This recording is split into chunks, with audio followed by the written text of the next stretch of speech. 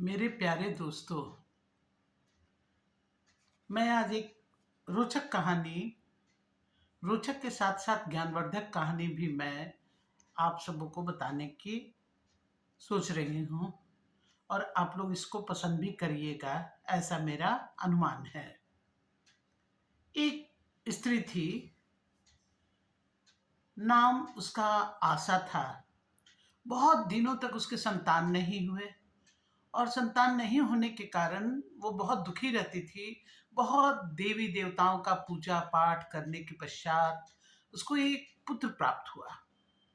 परंतु वो पुत्र ज्यों ही जन्म लिया और डॉक्टर देखकर बोले कि ये लड़का अंधा है और इसको कभी भी दृष्टि प्राप्त नहीं हो सकता है, ये संसार को देख नहीं सकता है। तो उसकी माँ बहुत रोई, मन बहुत दुखी हुआ कि भगवान से इतना प्रे किए, भगवान से इतना मांगे, फिर भी भगवान हमको दिए तो ऐसा संतान दिए जो कि आंख से संसार को देख ही नहीं सकेगा। पर कुछ समय सोचने के पश्चात वो क्या की कि उसके मन में हुआ कि क्यों ना हम खुद अपना आंख दे दें। हम तो इतना दिन अपने संसार को देख चुके, अब मेरा बच्चा इस संसार के सारे सुख भोग को देखेगा और इसका संसार के सारे सुखों का भोग करेगा। ऐसा सोच करके वो डॉक्टर को कही कि डॉक्टर साहब, आप मेरी आंख को निकाल करके इस बच्चे को दे दीजिए और ये बच्चा जो है दृष्टि प्राप्त कर ले।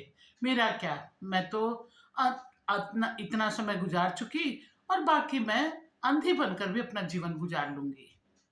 डॉक्टर वैसा ही किए। डॉक्टर उसके आंख का को निकाल करके उसके बच्चे के आंख में लगा दिए। अब बच्चा धीरे धीरे धीरे धीरे बड़ा होने लगा। उस बच्चे का दाखिला स्कूल में जब उसकी माँ कराई तो छोटा बच्चा समझ करके उसको क्या की कि प्रतिदिन स्कूल छोड़ने के लिए जाया करती थी। जब तक वो बच्चा छोटा था तब तक तो उसको इसका अनुभव नहीं हुआ, लेकिन जैसे ही वो पहली दूसरी कक्षा में गया तो उसके मित्र कहने लगे कि देखो देखो देखो, अ, अंधी औरत आई है, देखो देखो देखो, वो अंधी इसकी माँ है। इस तरह से कहने लगा। अब इसको लज्जा महसूस होने लगा कि मेरी माँ को अंधी कहकर मेरा दोस्त सब पुकार रहा है। अब वो डायरेक्ट तो नहीं कह सकता था माँ को कि तुम मत आओ, मेरा इंसल्ट हो रहा है, मुझको लज्जा लग रहा है। और उसके पश्चात वो क्या किया कि धीरे धीरे कहने लगा कि माँ, मैं रास्ता पहचान चुका हूँ, मैं खुद ही जाऊंगा, अब तुमको मुझको छोड़ने के लिए स्कूल जाने की आवश्यकता नहीं है। और वो वैसा ही किया, धीरे धीरे करके माँ जाना बंद कर दी। और वो लड़का इस तरह से पढ़ते गया पढ़ते गया। पढ़ने के पश्चात जब वो बड़ा हो गया, माँ सिलाई कर करके धीरे धीरे किसी तरह से मैंने घर का परवरिश करती और बच्चे को पढ़ाने के लिए जी जान लगाए रहती थी। बच्चा बड़ा हो गया, विदेश गया, वहाँ पढ़ा, पढ़ लिख कर वहाँ अच्छी लड़की देख करके, अपने मनपसंद लड़की को देखकर विवाह भी कर लिया और माँ को खबर भिजवा दिया कि मैं यहाँ विवाह करके यहाँ अपने परिवार के साथ आराम से हूँ। माँ यहाँ एक छोटे से कोठरी में रहती थी और अब उस बच्चे के इंतजार करती थी कि शायद मेरा बच्चा आएगा, बड़ा हो गया है, विवाह हो गया है, ऐसे ऐसे तरह तरह की बातें उसके मन में उठती थी। लेकिन एक दिन क्या हुआ कि उस बेटे का पत्र आया कि माँ, मैं विवाह कर चुका हूँ, यहाँ मेरे कंपनी में ऐसा है वैसा है, बहुत सारी बातें लिखी थी। वो क्या की कि उस पत्र को लेकर के किसी व्यक्ति के सामने गई और उसका पता पूछ करके वो उससे मिलने की, मेरे बेटे के पास तो फुर्सत नहीं है, इतना काम में व्यस्त है, क्यों ना मैं ही चलकर जाके उससे मिल लूं। और उस पता पर वो चली गई और वहां जब गई तो उसकी पत्नी उस माँ को देख के कहती है, क्या, अरे ये कौन बूढ़ी भिखारिन जैसा आई है यहाँ पर। लेकिन वो लड़के को अपनी माँ को देखकर माँ कहने में लज्जा आ रही थी। पहले तो पहरेदार जो था दरबान, वो उसको घुसने नहीं दे रहा था। किसी तरह से वो कागज दिखाए कि मैं उसकी माँ हूं, तो उसकी पत्नी को विश्वास नहीं हो रहा था कि ये उसकी माँ है।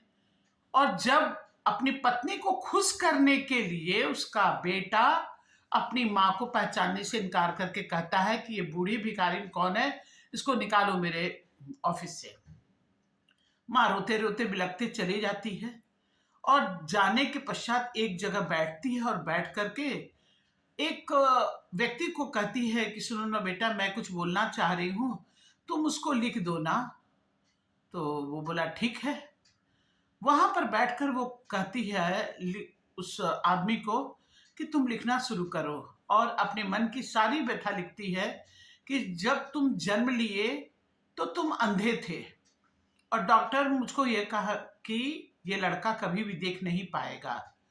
और मैं ये सोचकर कि मैं तो अपनी ज़िंदगी के बहुत सारे समय इस आँख के रहने से सारी दुनिया का सुख भोग कर चुकी हूँ, पर तुम यदि अंधा रहोगे तुम्हारा जीवन कैसे? मैं अपनी आँख को ऑपरेशन करके निकाल कर तुम्हारे आँख में लगा दी, और आज तुम मुझको अंधी कहकर बुलाते हो और अंधी कहकर मुझको इग्नोर करते हो या दुत्कारते हो, फटकारते हो। दुनिया समाज कहता तो मुझे कम दुख होता, पर मैं तुम्हारी माँ हूँ, तुमको जन्म दी हूँ, और तुम्हारे मुँह से ऐसे शब्द सुनकर मुझको बहुत बुरा लगा। अब मैं जीने की अधिकारी नहीं हूँ, इससे बेहतर मर जाना है।